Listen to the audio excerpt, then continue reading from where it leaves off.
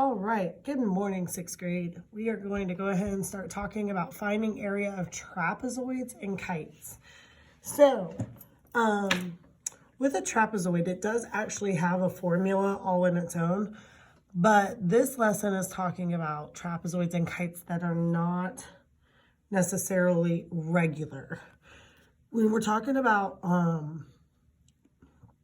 geometrical shapes, if they are regular, that means they're perfect, okay? Like, for instance, an equilateral triangle. It's perfect, has all the same sides and all the same angles. If you're talking about a square, it's perfect, all the same sides, all the same angles. If we're talking about a hexagon or a pentagon, sorry, let's do a pentagon because I already started that one. That's assuming that all these sides are the same. These are regular. So if you have something like this shape over here where all the sides are not the same and it's not like a perfectly even shape, then it's called irregular. All right? Irregular shapes are not perfect. They're not the same length on each side, okay? All right, to be a trapezoid, all you have to have is a four-sided shape, which is called quadrilateral, quad, four, right? Okay, with one set of parallel sides. So over here, this is the set of parallel sides. That's all you have to have with the trapezoid, okay? So for this one, to find the area of this shape, we actually have to break it apart because there's no way to kind of count the squares if we put it on graph paper or anything like that. So what we're going to do is if you look at this shape, maybe sometimes you even have to turn your paper. If you turn it, you can kind of see that there is a parallelogram here and a triangle here, all right? So we're going to use that.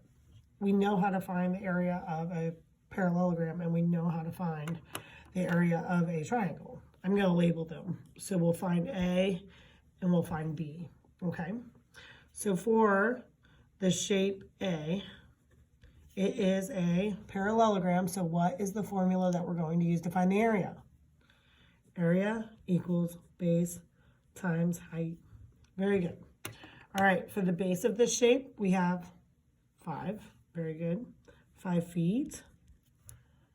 And for the height of this shape, we have what? We have 2 heights here. But what would you figure the height is for this shape that ends right here?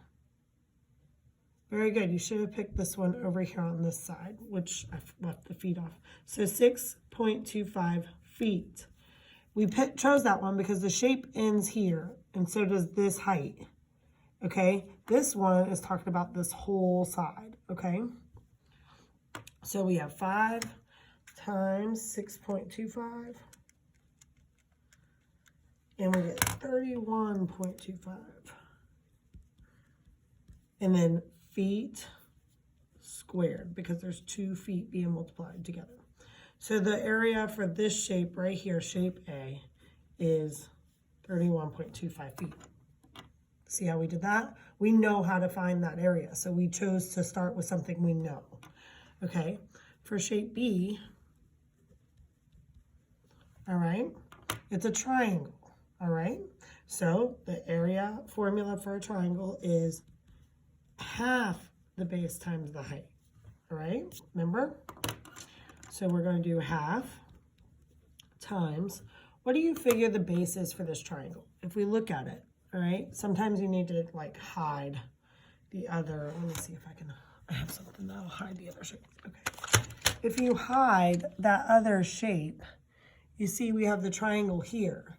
So the base is this bottom dotted line, which is the same length as this side, right? Very good. So we're actually going to use 5 feet for the base of that shape as well. Now the height's a little bit trickier. We already talked about how this height ends right here. So we need the height from here to here. Well, let's think about it. This height is the whole thing, right? But the height for the parallelogram itself is this.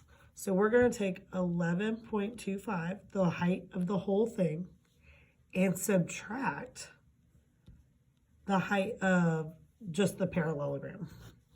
We end up with 5. We don't need the decimals, right? Does everybody see how I got that? The whole height here, and we take away the height of just the parallelogram. Okay, and that's how we got that. So this is actually just 5 feet.